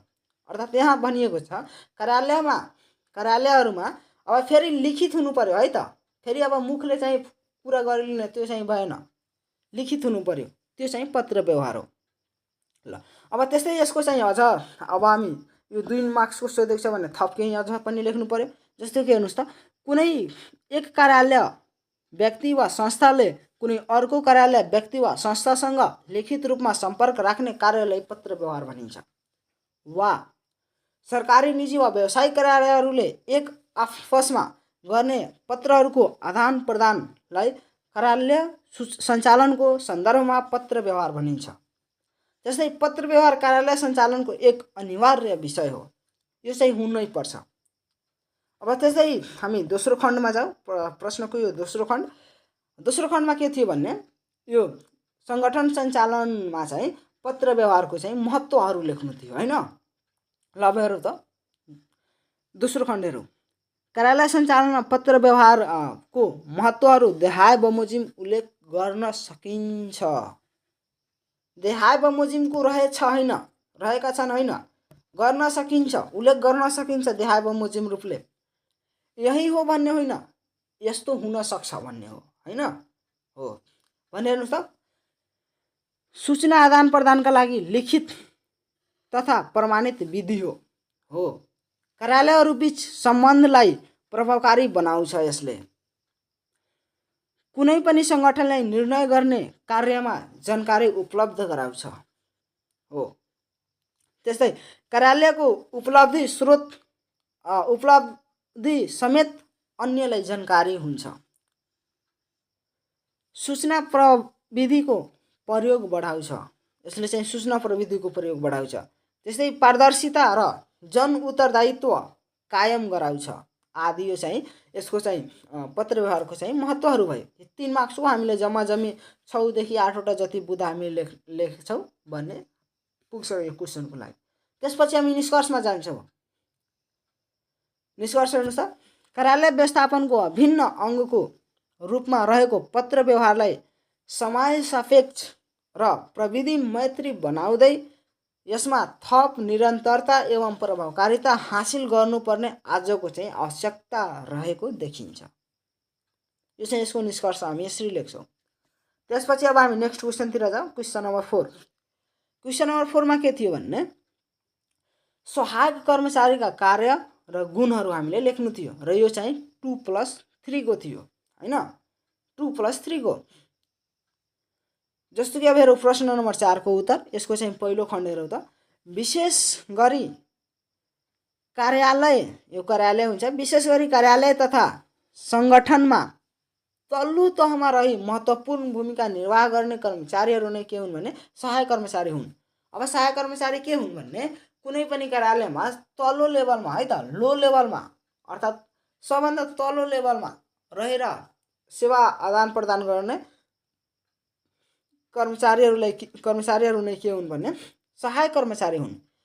यिनीहरूले गरिने कार्य चाहिँ देहाय बमोजिम उल्लेख गर्न सकिन्छ हैन।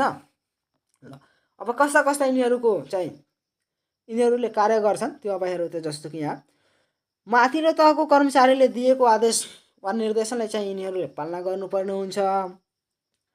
कार्यालयमा गर्नुपर्ने आधारभूत कार्य सम्पादन गर्नु, कार्यालयको सम्पत्तिको संरक्षण गर्नु, स्रोत साधनको उचित परिचालन गर्नु, विभिन्न किसिमका तथ्याङ्क सङ्कलन सम्बन्धी कार्य गर्नु, दैनिक रूपमा सेवा प्रवाह सम्बन्धी कार्य गर्नु।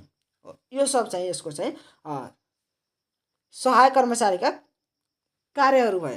त्यसपछि दोस्रो खण्डमा यिनीहरूको गुणहरू सोधेको थियो हैन। गुण हेर्नुहोस्, यसको दोस्रो खण्ड हेर्नुहोस् त। हेर्नुहोस् दोस्रो खण्ड, सहायक कर्मचारीको देहाय बमोजिमका गुणहरू हुन सक्छ। जस्तो कि नीति निर्माणमा सहयोगी भूमिका खेल्ने, कार्यको जिम्मेवारी बुझी वहन गर्ने, नीति कानुनमा आधारित रहेर कार्य गर्ने, माथिल्लो तहको कर्मचारीसँग विनम्र भएर दिएको निर्देशन पालना गर्ने, निष्पक्ष र जवाफदेहिता रहने, त्यस्तै कार्यालयमा अनुशासित भई कार्य गर्ने आदि। यो सब कुरा चाहिँ यो सहायक कर्मचारीका गुणहरू भयो। त्यस्तै थपहरू अरू हुन सक्छ। ल हामी यसमा चाहिँ त्यो बढी चाहिँ हामी यसलाई लङ गरिरहेको छौँ किनकि भिडियो हाम्रो धेरै लङ हुन्छ।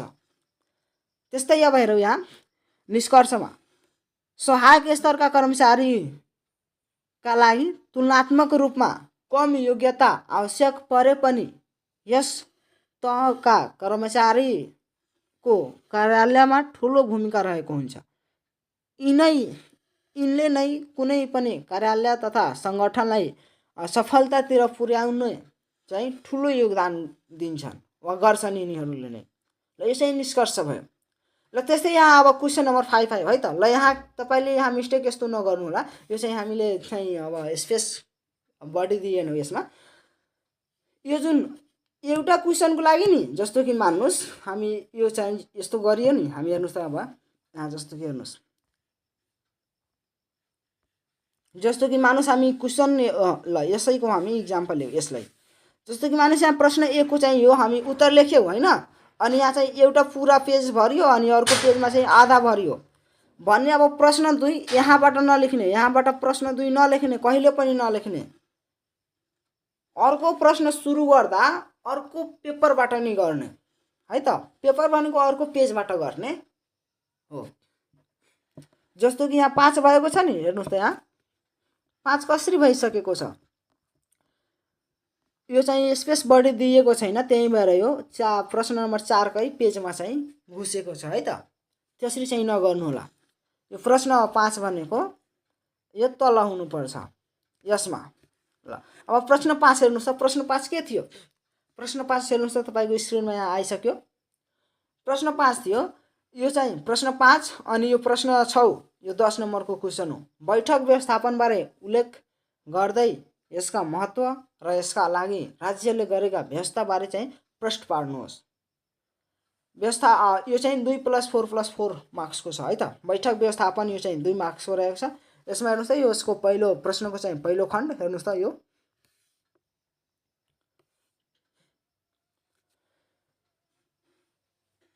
कुनै विषयमा आवश्यक निर्णय लिनको लागि आधिकारिक व्यक्तिहरूले सहभागितामा हुने छलफललाई बैठक भनिन्छ भने त्यस्ता बैठक सञ्चालनका लागि गर्नुपर्ने सबै कार्य प्रक्रिया तथा तौर तरिकालाई बैठक व्यवस्थापन भनिन्छ हैन। ल यहाँ बैठक व्यवस्थापनको बारेमा उल्लेख गर्न भनिएको छ। हामी बैठक व्यवस्थापनकै बारेमा लेखिरहेछौँ। जस्तो कि हेर्नुहोस् त अब बैठक व्यवस्थापन कार्यालयको नियमित र निरन्तर कार्य हो। सबैको सहभागितामा निर्णय लिन र निर्णय कार्यान्वयन प्रभावकारी बनाउन बैठक तथा बैठक व्यवस्थापनको महत्त्वपूर्ण भूमिका रहन्छ। त्यसै हामी अझ के लेख्न सक्छौँ भने बैठक सामूहिक भावनाको प्रस्तुति हो। तसर्थ कार्यालयले सबै सरोकारवालाहरूको अपूर्ण सहभागिता सुनिश्चित हुने गरी चाहिँ बैठक व्यवस्थापन गर्न सक्नु पर्दछ। त्यसपछि अब हामी दोस्रो खण्डमा के थियो भने बैठक व्यवस्थापन का यसको चाहिँ महत्त्वहरू है त। बैठक व्यवस्थापनका महत्त्व अब हेर्नुहोस् त प्रश्न यहाँ हेर्नुहोस् प्रश्नको दोस्रो खण्ड। यस प्रश्नको चाहिँ दोस्रो खण्डमा हेर्नुहोस् बैठक व्यवस्थापनको महत्त्वहरू देखाए बमोजिम उल्लेख गर्न सकिन्छ। ल अब हेर्नुहोस् प्रभावकारी निर्णय लिन बैठक व्यवस्थापनको महत्त्व यो हो। निर्णय प्रक्रियालाई सहभागितामूलक बनाउन, गलत निर्णय हुन नदिन, निर्णयको प्रभावकारी सञ्चार र अपनत्व विकास गर्न, समयमै निर्णय लिन, सम्भावित नतिजाको वस्तुपरक विश्लेषण गर्न, कार्य जिम्मेवारी बाँडफाँड गर्न जस्ता महत्त्वपूर्ण चाहिँ रहेका यो हुन्छन् है त। जस्ता यसका चाहिँ महत्त्वहरू रहेका हुन् बैठक व्यवस्थापनका महत्त्वहरू। त्यसपछि हामी प्रश्नको तेस्रो खण्डमा जाऊ। प्रश्नको तेस्रो खण्डमा के थियो भने बैठक व्यवस्थापनको लागि अर्थात् यसको लागि चाहिँ राज्यले गरेका व्यवस्थाहरू के कस्ता व्यवस्थाहरू भएको छ। जस्तो कि हेर्नुहोस् त प्रश्नको तेस्रो खण्डमा बैठक व्यवस्थापनको लागि राज्यले गरेका व्यवस्थाहरू चाहिँ देखाए बमोजिम उल्लेख गर्न सकिन्छ। जस्तो कि सार्वजनिक निकायका बैठक व्यवस्थित बनाउनको लागि चाहिँ राज्यले विभिन्न कानुनी संरचनागत र व्यवहारगत कार्यक्रमहरू पनि गरेको छ। त्यस्तै सार्वजनिक निकायले बैठक तथा कार्यक्रम सञ्चालन निर्देशिका 2069 को चाहिँ व्यवस्था गरेको छ। त्यस्तै अब यहाँ चाहिँ यसैमा लेख्ने जुन निर्देशिका देखाए बमोजिमको विषयलाई चाहिँ प्रमुख ध्यान राखेको छ है त। कस्ता कस्ता यसले यो निर्देशिका चाहिँ 2069 को निर्देशिकाले कस्ता कस्ता कुरालाई चाहिँ यहाँ ध्यान राखेको छ भने जस्तो कि हेर्नुहोस् त बैठकको कार्यसूची चाहिँ निर्धारण गरेको, बैठकको व्यवस्थापनको जिम्मेवारी सम्बन्धी व्यवस्था गरेको, पाठकलाई व्यवस्थित गर्ने आधार तय गरेको छ। त्यस्तै बैठकमा प्रतिकूल असर नपार्ने सम्बन्धी व्यवस्था गरेको छ। बैठक सञ्चालन कार्यविधि व्यवस्था गरेको छ। कानुनको निर्देशिकाको कदर गर्नुपर्ने प्रावधान रहेको छ। त्यस्तै बोल्ने र भन्ने वा आफ्नो बनाइ राख्ने तरिका सम्बन्धी पनि व्यवस्था गरेको छ। त्यस्तै बैठकमा चाहिँ समग्र विषयवस्तु तथा कार्य सञ्चालनका तौर तरिका सम्बन्धी पनि व्यवस्था गरेको छ। त्यस्तै अनिवार्य रूपमा चाहिँ उपस्थित सम्बन्धी पनि व्यवस्था गरेको छ आदि। अब हामी निष्कर्षमा लेख्छौँ है त। हेर्नुहोस् त निष्कर्ष कसरी लेख्ने जस्तो कि हेर्नुहोस् कुनै पनि सङ्घ संस्थाले राखेको लक्ष्य एवं उद्देश्य हासिल गराउनको लागि 2 वा सोभन्दा बढी आधिकारिक व्यक्तिहरू बीच छलफल वार्तालाप तथा अन्तर्क्रिया गर्नु पर्ने हुन्छ र यो बैठकबाटै सम्भव हुने भएकोले बैठक तथा बैठक व्यवस्थापन हरेक कार्यालयको लागि चाहिँ आवश्यक र महत्त्वपूर्ण तत्त्व हो जसले कार्यालयको लक्ष्य हासिल गराउँदै गन्तव्यमा पुग्नु महत्त्वपूर्ण भूमिका खेल्छ। ल यसरी चाहिँ हामी अब यसको चाहिँ निष्कर्ष लेख्यौँ। त्यस्तै अब हामी नेक्स्ट क्वेसनतिर जाऊ। क्वेसन नम्बर 6 रह्यो हैन र क्वेसन नम्बर 6 हेर्नुहोस् त तपाईको स्क्रिनमा रहेको छ। अभिलेख व्यवस्थापनको परिचय दिँदै यसमा देखिएका समस्याहरूको समाधान र यसका महत्त्व उल्लेख गर्नुहोस्। यो पनि 10 नम्बरकै क्वेसन हो, लङ क्वेसन हो, लामो उत्तर। यो चाहिँ 2 + 4 + 4 रहेको छ हैन।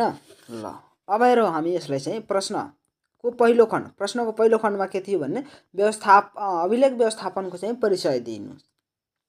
ल हेर्नुहोस् त, अभिलेख व्यवस्थापन रिकर्ड म्यानेजमेन्ट प्रश्नको पहिलो खण्ड रह्यो, प्रश्न नम्बर 6। ल हेर्नुहोस्, संस्थाको नीति निर्माण र निर्णयको आधारशिला भनेकै चाहिँ अभिलेख व्यवस्थापन हो। त्यसपछि अझ हामी के लेख्छौँ भने कार्यालयमा प्राप्त भएका, कार्यालयबाट अन्यत्र गएका विद्युतीय तथा गैर विद्युतीय पत्रहरूलाई अभिलेखको रूपमा तयार पारी भण्डारण गर्नु, प्रयोग गर्नु, प्राथमिकीकरण गर्नु, अनावश्यक कागजातहरूलाई धुल्याउने सम्मको कार्यलाई चाहिँ हामी के भन्छौँ भने अभिलेख व्यवस्थापन भन्छौँ हो। त्यसपछि अब हामी अझ यसमा चाहिँ ल अब हेर्नुहोस् त, यहाँ अभिलेख व्यवस्थापनको सुरु कार्य चाहिँ चिठी पत्र दर्ता र चलानीबाट नै सुरु हुन्छ। त्यस्तै अभिलेख व्यवस्थापनलाई फाइलिङ वा कम्प्युटर प्रणाली मार्फत पनि व्यवस्थापन गर्ने गरिन्छ। अब त पहिला चाहिँ अब खोपे तारहरू, विभिन्न फाइलिङका चाहिँ प्रक्रियाहरू थियो हैन, जसलाई चाहिँ बढी दिन भएमा चाहिँ किराले खाने चाहिँ त्यस्तो चाहिँ समस्याहरू थियो। र अर्को कि अब बढी कागजहरू हुन्थ्यो भने त्यसलाई हामीले अब दराजहरू बढी राख्ने, अलमारीहरू बढी राख्ने चाहिँ त्यस्तो ठाउँ बढी ओट्ने चाहिँ झन्झट थियो वा समस्या थियो। तर अहिले चाहिँ भनेको अब कम्प्युटर आयो, इन्टरनेटको जमाना भयो र यसमा चाहिँ अब धेरै मल्टिपल चाहिँ डाटाहरू हामी अब एउटै कम्प्युटरमा चाहिँ स्टोर गर्छौँ र हामीले खोज्न पनि सजिलो हुन्छ यसमा हो। अब चाहिँ त्यही भएर अब चाहिँ अभिलेख व्यवस्थापनहरू कम्प्युटर प्रणाली मार्फत नै अब गर्ने चाहिँ गरिएको छ। त्यस्तै यहाँ हेर्नुहोस् त, फाइलिङ प्रतिवेदन वा रजिस्टर, माइक्रोफिल्म, अभिलेखालय, वेबपेज, कम्प्युटर आदि विधि मार्फत चाहिँ अभिलेख चाहिँ व्यवस्थापन गरिन्छ। ल यो पहिलो खण्ड भयो अभिलेख व्यवस्थापनको बारेमा। त्यसपछि हेरौँ हामी प्रश्नको दोस्रो खण्ड। यहाँ चाहिँ हेर्नुहोस्, यो अभिलेख व्यवस्थापनमा चाहिँ देखिएका समस्याहरू यहाँ देखाए बमोजिम। यहाँ समस्याहरू चाहिँ उल्लेख भएको छैन है त साथीहरू, समस्याहरू चाहिँ उल्लेख भएको छैन। ल समस्याहरू चाहिँ यहाँ छुटेको छ है त। ल म यहाँ समस्याहरू चाहिँ तपाईँहरूलाई भनिदिन्छु, यहाँ तपाईँ नोटिस गर्नुहोस् यसलाई।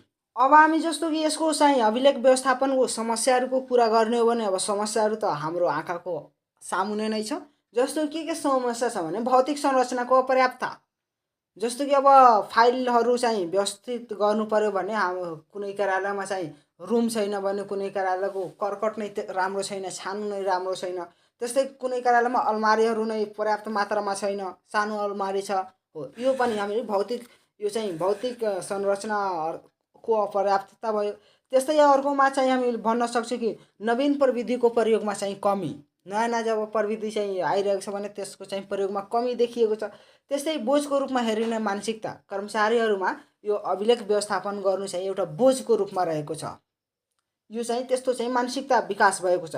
यो पनि यसको चाहिँ अभिलेख व्यवस्थापनमा देखिएका समस्याहरू अन्तर्गत भयो। त्यस्तै जवाबदेहिता र उत्तरदेहिताको पनि कमी रहेको छ हैन।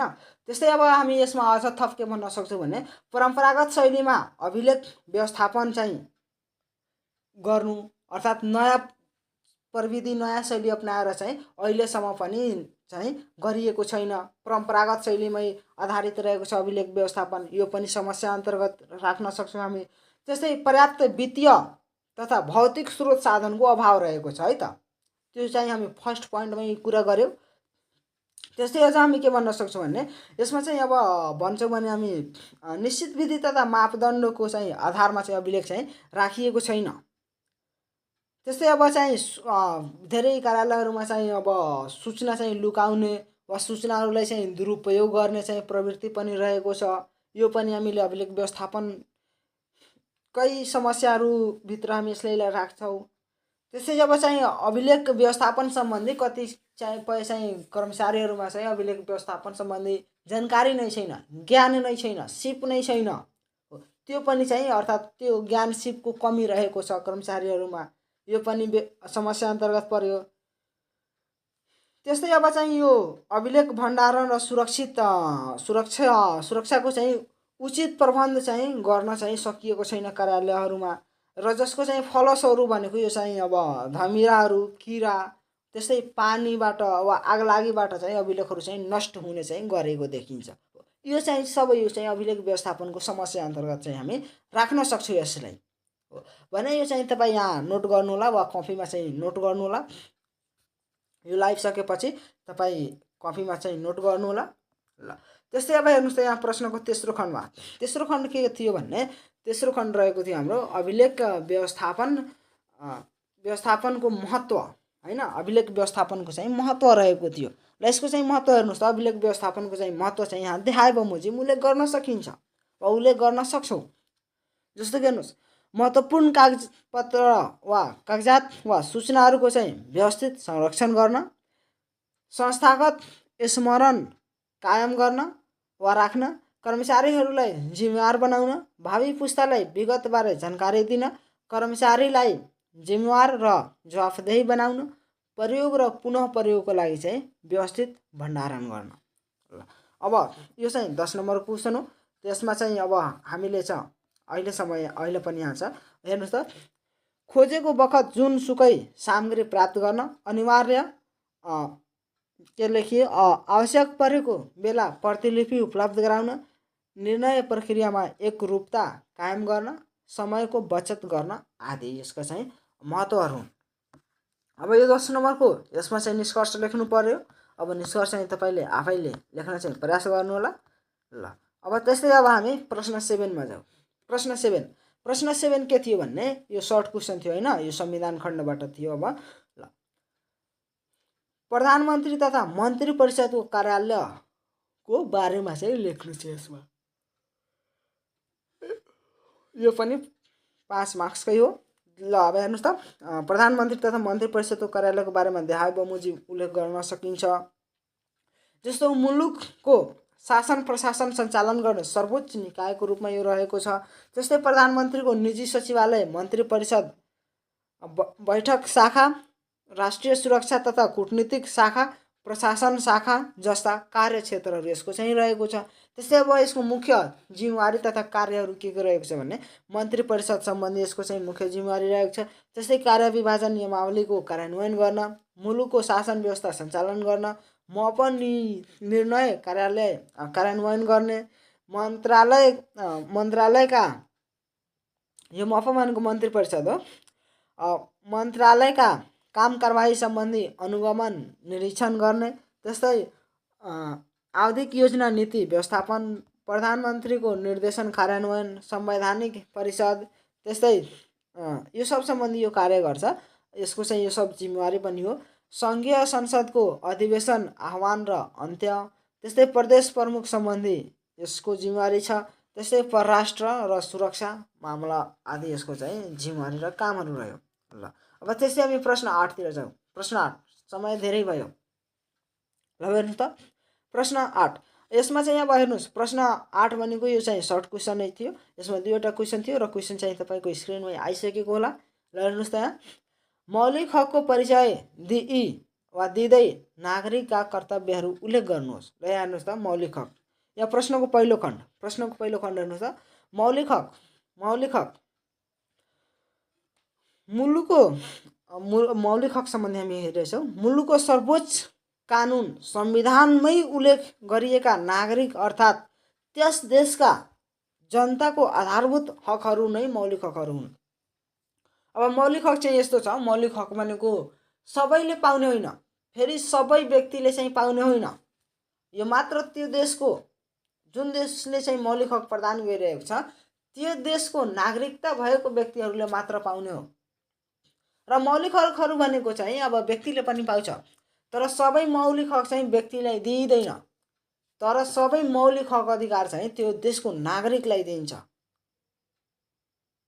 हैन। हो मौलिक हक हामीले यतिकै बुझ्ने कि त्यो देशको नागरिकले त्यो देशले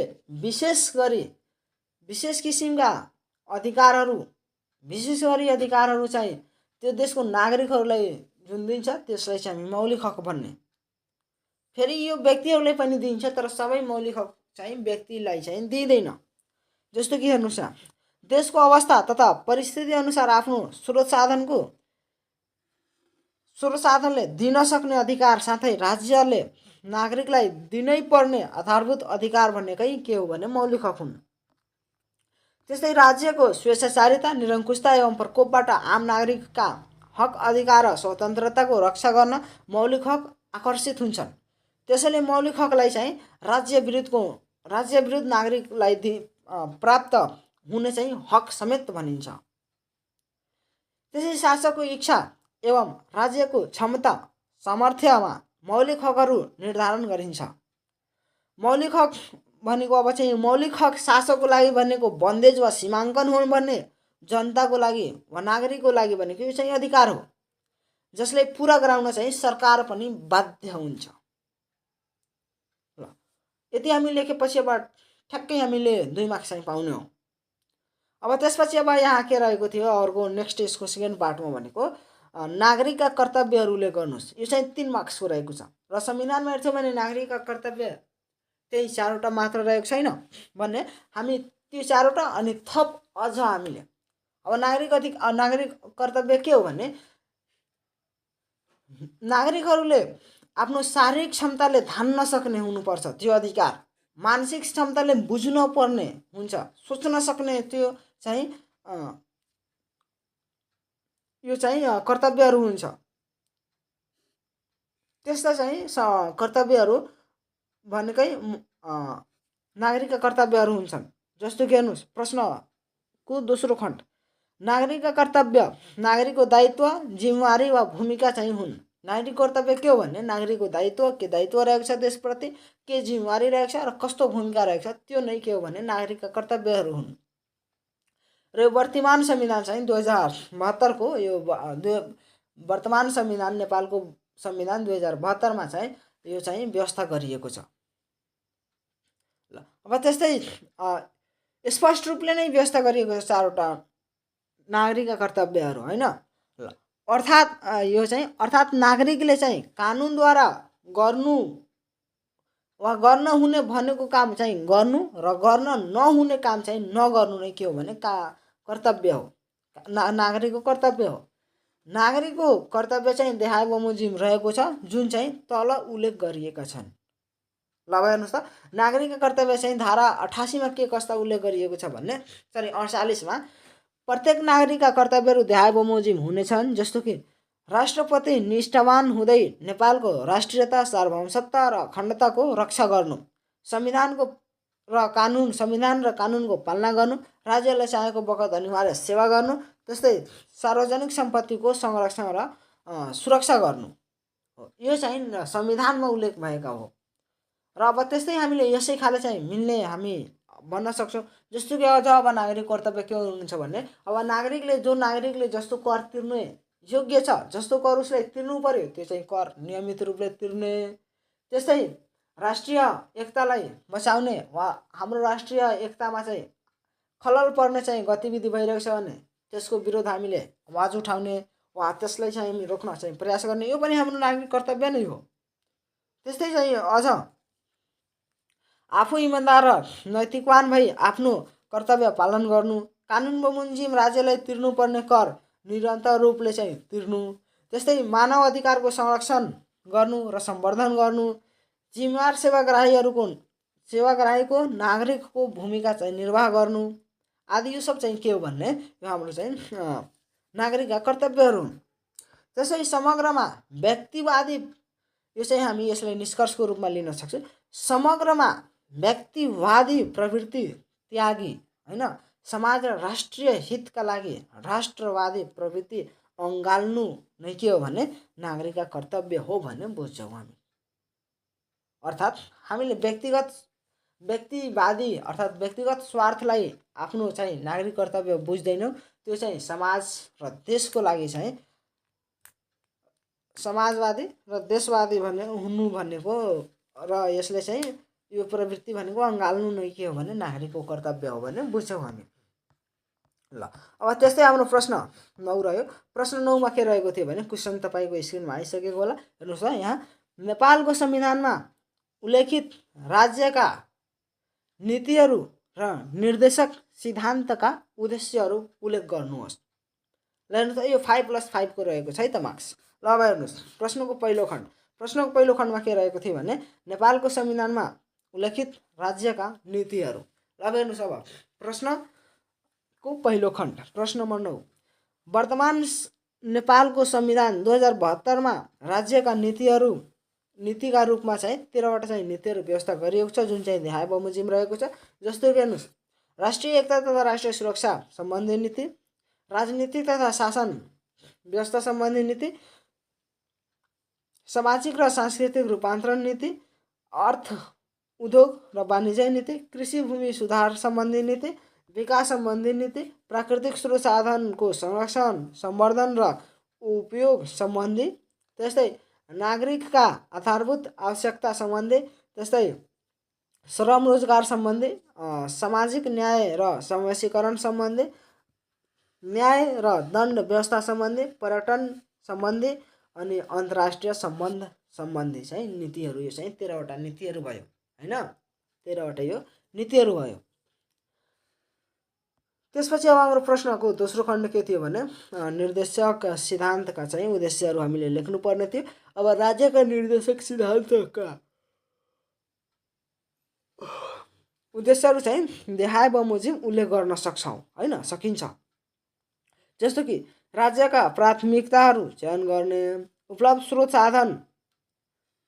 साधन स्रोत र राज्यका प्रतिबद्धतालाई विवेक सम्मत चाहिँ बनाउन, त्यस्तै मौलिक हकको चाहिँ व्यवहारिक उपयोग गर्न, राज्यले सञ्चालन गर्ने कार्यक्रम तर्जुमा गर्ने नीति आदिका लागि संवैधानिक आधार चाहिँ प्रदान गर्न, स्रोतको विधिसम्मत परिचालनको सुनिश्चितता गर्न, त्यस्तै सार्वजनिक हितको संरक्षण गर्न, सामाजिक आर्थिक न्याय र प्रजातन्त्रको स्थापना गर्न, शासन सञ्चालन गर्नेलाई स्थायी र वैधानिक रूपमा मार्गदर्शन गर्न, त्यस्तै लोक कल्याणकारीको कार्यका लागि चाहिँ राज्यलाई चाहिँ संवैधानिक रूपमा चाहिँ जवाफदेही बनाउन आदि यो सब चाहिँ भनेको के हो भन्ने यो चाहिँ राज्यका निर्देशक सिद्धान्तका चाहिँ उद्देश्यहरू हुन्। ल यसमा चाहिँ तपाईँ निष्कर्ष लेख्नु होला, अन्त्यमा के लेख्नु होला। ल अब हामी जाउँ प्रश्न नम्बर 10 को उत्तर। ल अब हेर्नुहोस् त यहाँ प्रश्नको पहिलो खण्ड राज्यको सामाजिक अब प्रश्न यहाँ हेर्नुहोस् त, पहिला प्रश्न हामी हेरौँ। प्रश्न तपाईँको स्क्रिनमा आएको होला। प्रश्न के थियो भने अहिलेको बदलिदो परिवेशमा चाहिँ नागरिक शिक्षा र सचेतनाका समस्या लेख्दै समस्या समाधानका उपायहरू लेख्नुहोस्। यो 5+5 को रहेको छ। अब यसमा चाहिँ तपाईँले सर्वप्रथम चाहिँ अब तपाईँले चिनाउनु पर्यो कि नागरिक शिक्षा र नागरिक सचेतना के हो। त्यसपछि हामी यसको समस्या लेख्छौँ र यसलाई समाधान गर्ने चाहिँ उपायहरू हामी लेख्छौँ। ल हेर्नुहोस् त यहाँ यस प्रश्नको पहिलो खण्ड राज्यको सामाजिक आर्थिक र राजनैतिक अवस्थाको सही चित्रण गर्न सक्ने क्षमता वा दक्षतालाई नै नागरिक सचेतना भनिन्छ भन्ने, नागरिकलाई आफ्नो अधिकार कर्तव्य र दायित्वप्रति सचेत गराउन आवश्यक पर्ने ज्ञानसिप क्षमता विकास र आवश्यक पर्ने शिक्षा नै के हो भने नागरिक शिक्षा हो। ल हेर्नुहोस् त नागरिक सचेतना के हो भन्ने यो चाहिँ सामाजिक राजनीतिक आर्थिक अवस्थासँग चित्रण गर्न सक्ने चाहिँ हाम्रो क्षमता वा दक्षता नै के हो भने नागरिक सचेतना हो भने, हाम्रो अधिकार कर्तव्य दायित्वप्रति चाहिँ हामीले सचेत गराउन आवश्यक पर्ने ज्ञान शिक्षा भनेको के हो भने नागरिक शिक्षा हो। यो हामीले बुझ्यौँ भने अहिले बदलिदो परिवेशमा चाहिँ नागरिक शिक्षा तथा सचेतना चाहिँ नागरिकको लागि चाहिँ आवश्यक यो चाहिँ पक्ष बनेको छ है त। आजको बदलिदो परिवेशमा चाहिँ यो आवश्यकता हो हाम्रो। तर पनि नागरिक शिक्षा तथा सचेतनामा चाहिँ देखिएका समस्याहरू विभिन्न समस्याहरू रहेका छन् जुन कि हामी निम्न अनुसार चाहिँ उल्लेख गर्न सकिन्छ। अब हेर्नुहोस् त जस्तो कि राज्यप्रति आफ्नो दायित्व बोध हुन नसक्नु। मानुष यहाँ जनता छ, नेता छ, प्रधानमन्त्री छ, राज्यप्रति आफ्नो चाहिँ दायित्व नै के हो हाम्रो दायित्व त्यो नै बोध हुन सकेको छैन। 21औं शताब्दीमा पनि चाहिँ निरक्षरता चाहिँ बढ्दै जानु। हाम्रो देश अहिले 21औं शताब्दीमा चाहिँ विश्व प्रवेश गरिसक्यो तर पनि हाम्रो देशमा चाहिँ अनपढ व्यक्तिहरू निरक्षर व्यक्तिहरू चाहिँ बढी नै छन् अहिले। त्यस्तै नागरिकहरूमा राष्ट्रप्रेम कमजोर बन्दै जानु, नागरिकहरूमा चाहिँ राजनैतिक ज्ञानको अभाव हुनु, नागरिक शिक्षाको विषयलाई चाहिँ राज्यले प्राथमिकताका साथ ध्यान नदिनु, राजनैतिक अस्थिरता र कुसंस्कारको हाबी हुनु, राजनीतिक नेतृत्व वर्गमा चाहिँ प्रतिबद्धताको चाहिँ अभाव रहनु, नागरिक शिक्षा पार्टीगत रूपमा चाहिँ रूपान्तरित बन्दै जानु, राजनीतिक विकास भए पनि राजनीतिक संस्कार विकास नहुनु, यो चाहिँ राम्रो पोइन्ट भयो। अनैतिकता र भ्रष्टाचार चाहिँ बढ्दै जानु। त्यसपछि अब प्रश्नको दोस्रो खण्ड हेरौँ हामी। प्रश्नको दोस्रो खण्डमा के थियो भने यो चाहिँ नागरिक शिक्षा र सचेतनामा देखिएका समस्याहरूको चाहिँ समाधानका उपायहरू हामीले लेख्नु थियो हैन। ल अब समाधान चाहिँ समस्याको समाधान चाहिँ हामी कसरी लेख्छौँ भने त्यो जुन समस्या छ त्यसलाई सुधार गरिदिने समस्या समाधान भयो, त्यही उपाय भयो। ल त्यस्तै हामी यसमा गर्छौँ। ल हेर्नुहोस् त प्रश्नको दोस्रो खण्ड, नागरिक शिक्षा तथा सचेतनामा देखिएका समस्याहरूलाई निम्न कार्यले चाहिँ हामी समाधान गर्न सकिन्छ। ल र एउटा कुरा जस्तो कि यहाँ मैले भने नि हामी, त तपाईँ हामी इज्ञामा नलेख्नु होला है त, हामी नलेख्नु होला। जस्तो कि मैले के भने नागरिक शिक्षा तथा सचेतनामा देखिएका समस्याहरूलाई हामी निम्न अनुसार कार्यले समाधान गर्न सक्छौँ, त त्यहाँ हामी नलेख्ने है त, यहाँ जस्तो लेखिएको छ त्यस्तै लेख्दा पनि हुन्छ। नागरिक शिक्षा तथा सचेतनामा देखिएका समस्याहरूलाई निम्न कार्यले समाधान गर्न सकिन्छ। नागरिकहरूमा राजनैतिक ज्ञानको अभिवृद्धि गर्ने, नागरिक शिक्षा तथा सचेतनाको प्रचार प्रसार गर्ने, स्वतन्त्र नागरिक समाजको निर्माण गर्ने, नागरिकहरूमा राष्ट्रियताको भावना अभिवृद्धि गर्ने, त्यस्तै असल राजनैतिक संस्कृतिको विकास गर्ने, दलीय स्वार्थभन्दा राष्ट्रिय स्वार्थमा जोड दिने, साक्षरता अभियानलाई चाहिँ प्राथमिकता दिने, समय सापेक्ष नियम कानुन निर्माण गर्ने। अब समय कस्तो, समयको माग कस्तो छ नियम कानुनको, तर अहिले पनि हाम्रो देशमा चाहिँ त्यस्तै पुरानो नियम कानुन, पहिलाकै नियम कानुन छ। अहिले समय बदलियो, परिवेश बदलियो, नियम कानुन पनि बदल्नु पर्यो, समय सापेक्ष नियम कानुन हुनु पर्यो। राष्ट्रिय स्वार्थप्रति सबैको एकताबद्धता जागृत गर्ने, समाजमा सामाजिक न्याय कायम गर्न पहल गर्ने, सरकार र जनताबीच सुमधुर सम्बन्ध स्थापना गर्ने सेतु चाहिँ काम गर्ने, कमजोर र पिछडिएको वर्गको सशक्तिकरण गर्ने, जनताको भोइस जनताको चोइस राइट सरकार समक्ष चाहिँ पुर्याउने र सम्बोधन गर्न दबाब सिर्जना गर्ने आदि यो सब चाहिँ हामी यो समस्या समाधानको चाहिँ उपायहरू भए। त्यसपछि अब प्रश्न 10 यसमा अन्त्यमा वा निष्कर्षमा हामीले लेख्नु पर्यो, नागरिक शिक्षा तथा सचेतना आम नागरिकहरूमा राजनीतिक, सांस्कृतिक, समाज, अर्थ, नैतिक, जनसहभागिता, अधिकार, कर्तव्य, भूमिका र सक्रियताको प्रवर्धन गर्ने औजार हो। तसर्थ यसलाई प्रभावकारी र जीवन्त राखेमा चाहिँ मात्र मुलुक चाहिँ असल मार्गतर्फ बढ्ने चाहिँ सम्भावना बढ्छ। यसैबाट चाहिँ बढ्दैन, तर यदि हामी यसलाई चाहिँ गर्यौँ भने सम्भावना चाहिँ बढ्छ। यो नागरिक शिक्षा र सचेतनालाई चाहिँ हामी जीवन्त राख्यौँ, प्रभावकारी बनायौँ भने मुलुक चाहिँ असल मार्गतिर अर्थात् प्रगतिको मार्गतिर चाहिँ अगाडि बढ्छ भन्ने हामी भन्न सक्छौँ। हो, अर्थात् यो चाहिँ सम्भावना देखिन्छ। ल यसरी चाहिँ अब हाम्रो चाहिँ आजको प्रश्नहरू सक्यो 10 वटा। ल यो रिटनको चाहिँ 10 वटा चाहिँ प्रश्नहरू सक्यो हैन। ल अनि अब चाहिँ तपाईहरुले के गर्नु होला भने यहाँ चाहिँ म्याथ म यहाँ हेराउँ तपाईलाई। ल हाम्रो क्वेशनहरु यति रह्यो है त। ल यहाँ म्याथ हेर्नुस् त, अब म्याथको रह्यो यो यहाँबाट।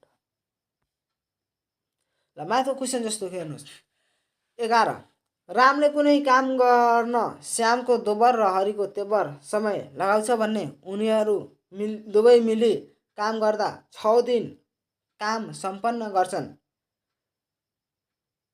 भन्ने उनीहरूले एक्लै चाहिँ गर्दा कति समय लाग्ला।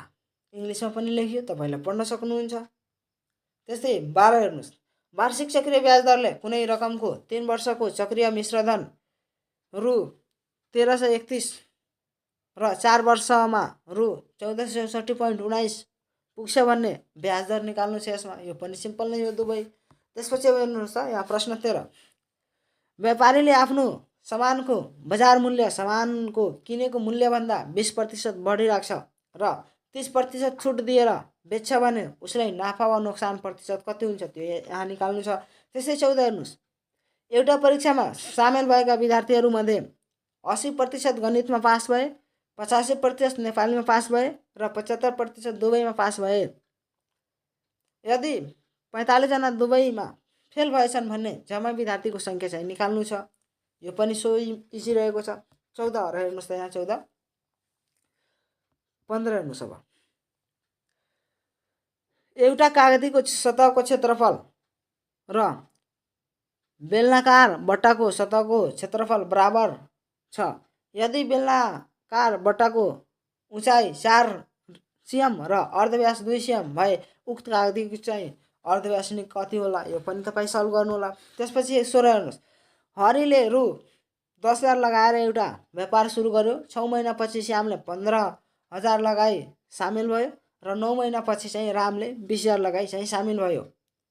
वर्षको अन्त्यमा त्यो व्यापारबाट रु 12,000 चाहिँ नाफा भयो भने लगानी र समयको आधारमा चाहिँ प्रत्येक व्यक्तिको चाहिँ नाफा निकाल्नु छ हामीले, है त। ल, यो चाहिँ हाम्रो चाहिँ अब क्वेसनहरू पनि समाप्त भयो हामी। र तपाईँले यहाँ के गर्नु होला भने यहाँ क्वेसन म्याथको अब हामीले यसमा चाहिँ त सल्भ गर्न सक्दैनौँ नि, सम्झाउनु पर्छ तपाईँलाई भने। यदि चाहिँ तपाईँले यो सल्भ गर्न सक्नुहुन्छ भने ठिकै हो, र सल्भ गर्न सक्नुहुन्न भने हाम्रो फेसबुक पेजमा पनि सोध्न सक्नुहुन्छ। र यहाँ चाहिँ भिडियोको कमेन्टमै चाहिँ लेखिदिनु होला कुन नम्बर चाहिँ तपाईँले सल्भ गरेर मैले बताउनु पर्यो। र सबै गर्नु पर्यो कि मात्र केही क्वेसनहरू यसमा गर्नु पर्यो। 6वटा क्वेसन छ, 11, 12, 13, 14, 15, 16 6वटा क्वेसन रह्यो होइन।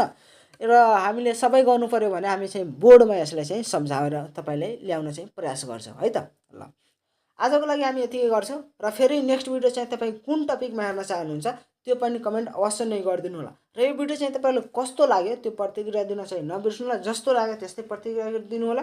यदि भिडियो राम्रो लागेको छ भने यो भिडियोलाई लाइक गर्नु होला र च्यानलमा अहिलेसम्म नयाँ हुनुहुन्छ भने च्यानललाई सब्स्क्राइब गर्नु होला। र तपाईँ हामीलाई सब्स्क्राइब त गरिदिनुहुन्छ, हामीले सपोर्ट गरिदिनुहुन्छ, तर सेयर चाहिँ गर्नुहुन्न। हामी तपाईँको लागि यति मिहिनेत गरिरहेछ भने तपाईँले हाम्रो लागि पनि फेसबुक ग्रुपहरूमा चाहिँ एकचोटि अवश्य नै सेयर गरिदिनु होला, ताकि हामीलाई पनि मोटिभेसन मिल्छ र हामीलाई पनि यो चाहिँ अझ यस्तै खाले भिडियोहरू लिएर आउन चाहिँ हामीले आँट मिल्छ। हामीले प्रयास पनि गर्छौँ। ल, आजको लागि हामी यतिकै गरौँ। यति भन्दै म यस भिडियोबाट बिदा हुन चाहन्छु। हस्त, धन्यवाद, जय नेपाल।